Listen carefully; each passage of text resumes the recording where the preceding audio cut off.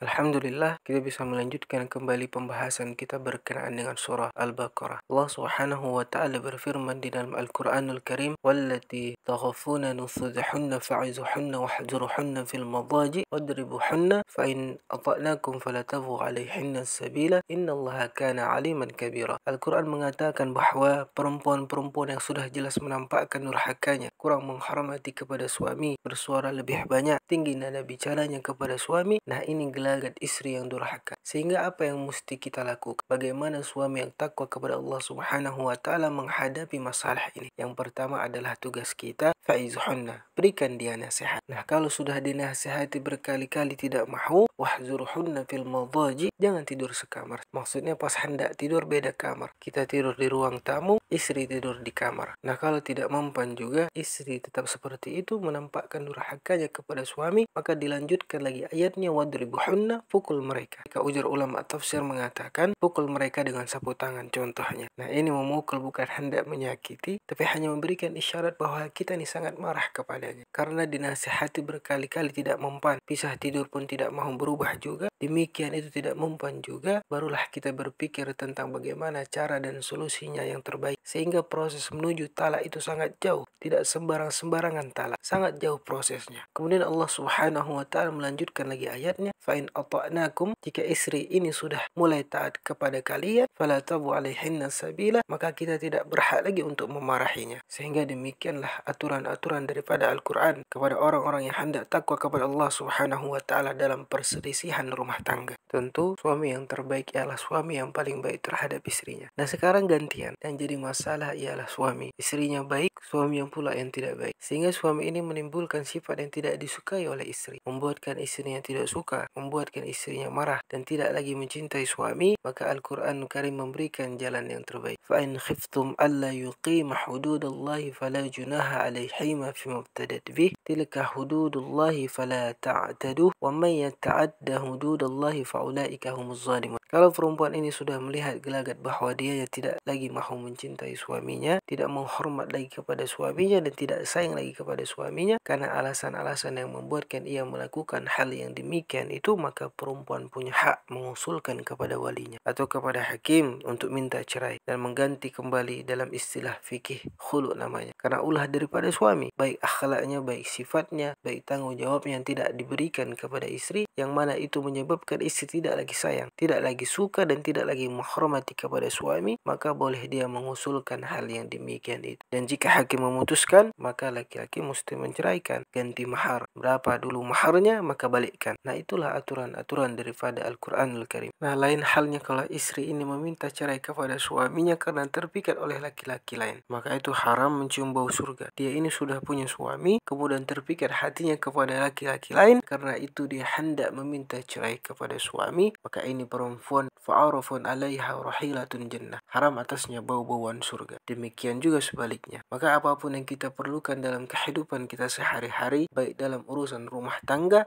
baik perihal makan dan minum, berpakaian, berhias, dan dalam kehidupan kita bermasyarakat, Al-Quran sudah jelas tampak memberikan petunjuk kepada kita. Bila mana kita ingin menjadi orang yang beriman dan hendak mencapai derajat takwa kepada Allah Subhanahu wa taala, maka mesti kita ambil pedoman dan tuntunan daripada Al-Qur'anul Karim. Itulah maksud daripada ayat zalikal kitabu la raiba fi hudal lil muttaqin, petunjuk bagi orang-orang yang takwa. Sehingga kalau ada masalah kembali kepada Al-Qur'an, maka Al-Qur'an akan memberikan jalan keluar, akan memberikan solusi yang paling baik. Contohnya lagi dalam pergaulan masyarakat, Al-Qur'an memberikan petunjuk kepada kita, ya ayyuhallazina amanu la yaskhur qaumun min qaumin asa an yakunu khairan minhum wala nisa'un min nisa'in asa an yakunna khairan minhum wala talbizu anfusakum wala tanabazu bil alqab bi'sal ismul fusuqu ba'dal iman wa man lam yatub fa ulaika humuz zalimun. Dalam kehidupan bermasyarakat, Al-Qur'an memberikan petunjuk kepada kita, hai orang-orang yang beriman, janganlah mengolok-ngolok merendahkan suatu kaum dengan kaum yang lain, dan janganlah perempuan yang satu merendahkan kepada perempuan yang lain. Barangkali yang direndahkan itu lebih baik daripada yang merendahkan. Dan janganlah kamu mencela antara kamu, dan jangan pula kamu saling panggil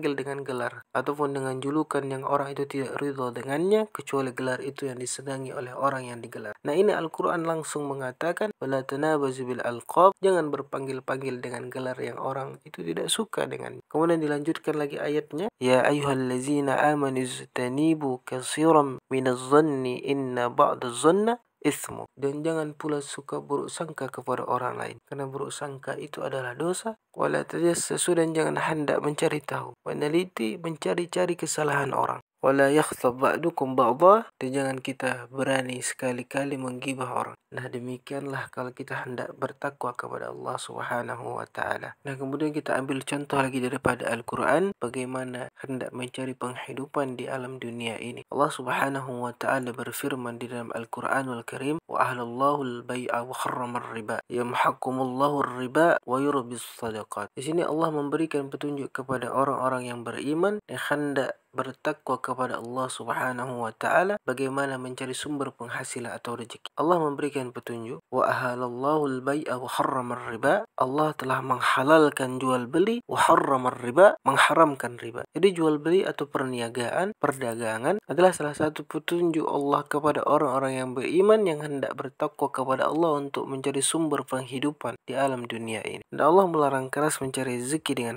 cara riba, wa harrama ar-riba yamhaqkumullahu ar-riba wa yurbis sadaqah. Allah akan menghancurkan riba itu dan akan menghilangkan berkah daripada rezeki yang dimakan daripada riba itu, wa yurbis sadaqat, dan Allah akan mengembangkan, menyuburkan sedekah. Ayat ini jelas memberikan petunjuk kepada kita bahwa riba itu tidak menguntungkan, bahkan sebaliknya riba itu akan menghancurkan kita, karena Allah Maha benar dengan firman-Nya, yamhaqkumullahu ar-riba, akan Allah hancurkan riba itu. Jadi kalau kita berusaha mencari rezeki dengan jalan riba, pasti akan bangkrut usahanya, pasti ada hutang. Sudah, itu jaminan Allah. Kalau ada orang yang riba tapi rezekinya luas, kalau ada orang yang riba tapi hidupnya makmur, itu merupakan istijratun minallah. Allah biarkan saja hal itu terjadi dan tidak lain adalah agar dia nanti di akhirat sempurna mendapatkan siksanya. Nah, ini petunjuk daripada Allah agar kita menjauhkan diri daripada riba. Nah, ada berapa macam riba itu? Oleh ulama fikih disebutkan ada 4 macam jenis riba. Yang pertama itu riba fadli, bi ayyi yazida iwadain, dengan artiannya bahwa lebih daripada salah satu gantinya, adanya tambahan di antara satunya. Ini khusus tentang barang atau benda-benda ribawi. Benda-benda ribawi yang mengandung riba seperti makanan, buah-buahan, emas dan perak, termasuk air. Nah, itu barang atau benda yang mengandung ribawi. Artinya apa? Kalau kita bermuamalah, berjual beli dengan barang-barang tersebut, maka berhati-hatilah karena demikian itu mengandung benda-benda riba. Nah, riba fadli ini umpamanya kita punya beras 10 kilo, kemudian kawan kita punya beras 8 kilo. Nah, kita tukarkan. Nah, ini riba karena salah satu di antaranya ada yang lebih. Emas pun seperti itu, perak pun seperti itu. Uang, buah-buahan, kacang, jagung, anggur, dan lainnya pun semacam itu juga. Kemudian yang kedua, ada namanya riba nasa'i. Bi'ayyu zila ahadal iwadain, dengan bahwa ini menempukkan salah satu dua gantinya. Contohnya kawan kita punya beras 10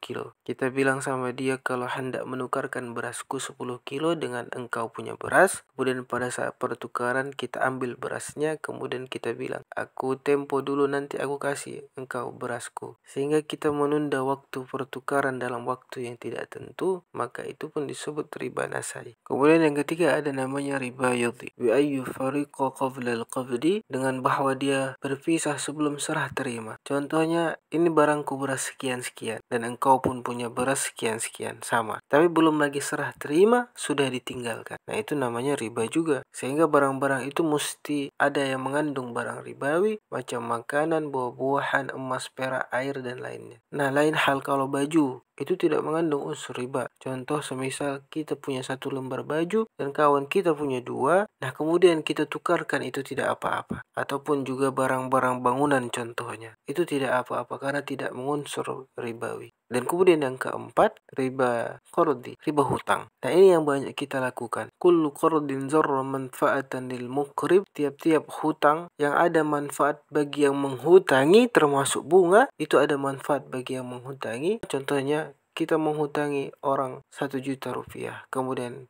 kendaraannya kita pakai hari-hari. Karena mungkin sebagai jaminan atau apalah itu, jadi kita pun pakai kendaraannya. Karena kita memberikan hutang kepadanya, itu riba. Kenapa? Karena mengambil manfaat bagi yang menghutangi kepada orang tersebut. Sehingga praktik-praktik riba ini Allah Subhanahu wa taala menyatakan di dalam Al-Qur'anul Karim, wa ahalallahu al-bai'a wa harrama riba. Allah menghalalkan jual beli dan mengharamkan riba.